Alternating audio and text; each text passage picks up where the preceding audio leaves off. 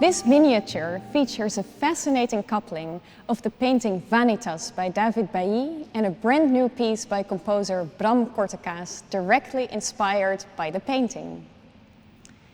There is an interplay in the idea of original and its shadow, presented as a dance between the present and the past.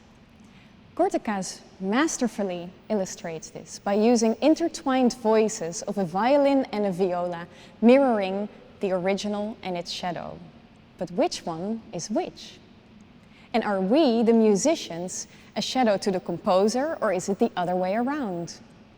Is the painting an original to the music, or does the music shed new light onto the painting? Curator Janneke van Asperen and Bram Kortekaas will tell you more about painting and music, after which violist Georgy Kovalev and I will premiere the piece.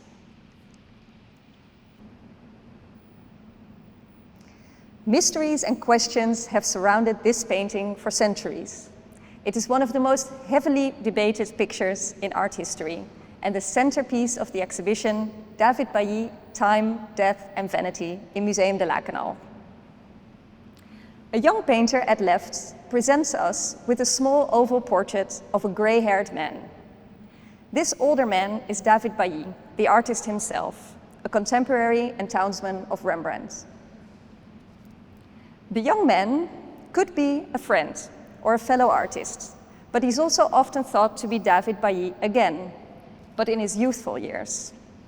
An intriguing combination with the rest of the composition, showing at right an abundant still life filled with objects all referring to the fleeting nature of life.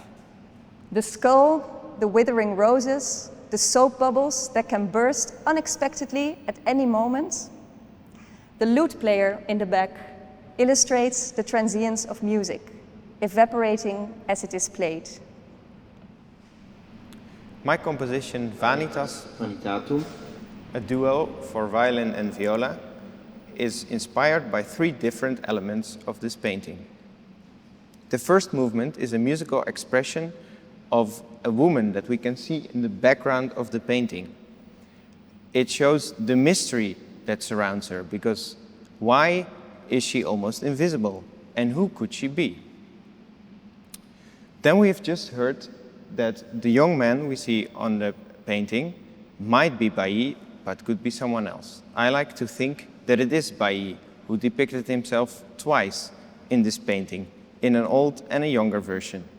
I see this as that he is playing a game with himself, and maybe also with us, the spectator.